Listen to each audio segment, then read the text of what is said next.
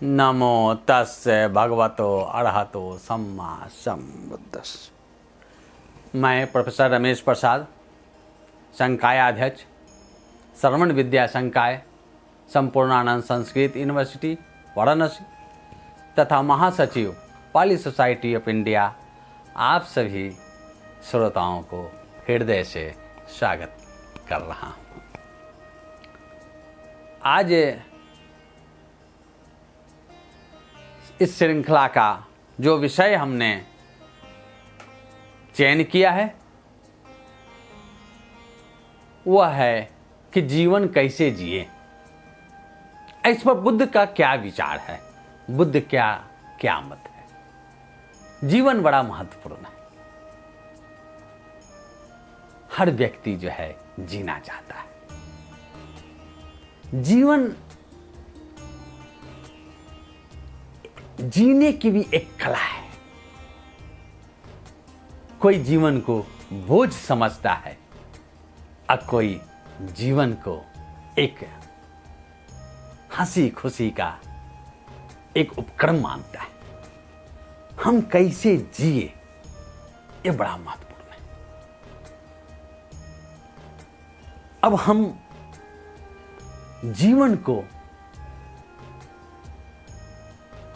कैसे हम ले जाएं, किस ओर ले जाएं, हमारा व्यवहार कैसे हो, यही जीवन का उद्देश्य है। हर व्यक्ति का उद्देश्य होता है कि हम शांति पूर्वक रहें, हम सुख पूर्वक रहें। जीवन में हर आदमी शांति चाहता है, स्वस्थ रहना चाहता है। दो ही मूल चीज है, शांति और स्वस्थ। इसे बुद्ध ने कहा आरोग्य परमा लाभा। सबसे बड़ा लाभ क्या? आरोग्य है। अगर आप निरोग हैं उससे बड़ा लाभ दुनिया का कुछ नहीं है। तो निरोग होना, तो हम निरोग कैसे रहो? एक बात उठी, हम रोगी न बने, ये हमारे जीवन का एक उद्देश्य होना चाहिए कि हम रोग से ग्रस्त न हो। तो रोग से हम ग्रस्त कैसे होते हैं? तो रोग से हम ग्रस्त होते हैं, जैसे आजकल देखते हैं ब्लड प्रेशर हो गया, शुगर हो गया, हार्ट अटैक हो गया। कई आखिर यह होता क्यों है? क्योंकि हमें अपने ऊपर नियंत्रण नहीं है। बुद्ध कहते हैं कि भोजन में ही अमतयू, जो भोजन में मात्रा का नहीं जानता है, ये धम्पद की, जो भोजन में मात्रा को नहीं जानता है वह दुख का कारण, वह उसे कष्ट देगा। तो भोजन में मात्रा को जानना बहुत जरूरी है। हमें कितना भोजन करना है इसका आपको देखना है। इसलिए बुद्ध ने अपने शिष्यों को, भिक्षुओं को 12 बजे दोपहर के बाद भोजन नहीं करने का निर्देश दिया है।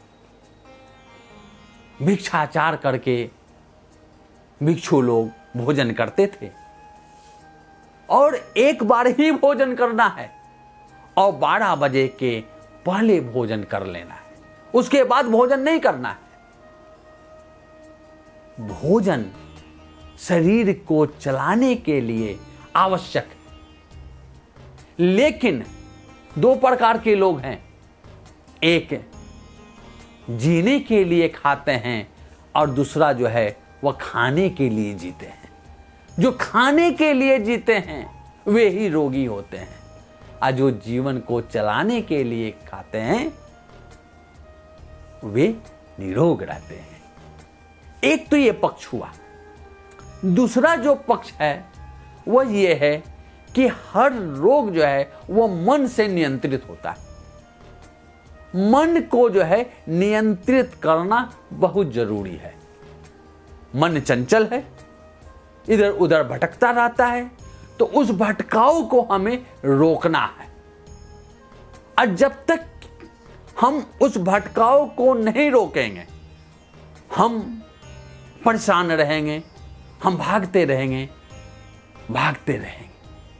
हमें भागना नहीं है। मनुष्य में जन्म लिया है, हमें कर्म करना है। कर्म से नहीं भागना है, लेकिन निष्काम कर्म करना है। आसक्ति से युक्त कर्म नहीं करना है, कर्म करना है। और वह जो कर्म हो उसमें किसी प्रकार का राग भी नहीं हो, किसी प्रकार का द्वेष भी नहीं हो। बिना राग के, बिना द्वेष के हम कर्म को करें, वही कर्म जो है वह फलदायी होता है। वही कर्म जो है, फल का यहां अर्थ नहीं है।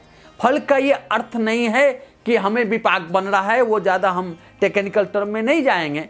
फलदायी का अर्थ होता है कि वह हमारा लिए सुखदायक होता है।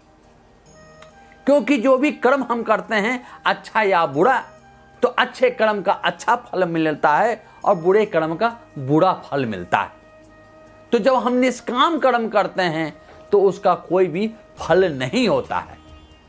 तो वह फल जो है सबसे बड़ा सुखदायक है। ना अच्छा फल मिला, ना बुरा फल मिला। तो वो फल जो मिलता है, जो अच्छे बुरे फलों का, वही आपको अगला जन्म देता है, वही आपको पुनर्जन्म देता है। और पुनर्जन्म लेते हैं और इस तरह से हम चक्र में पड़े रहते हैं।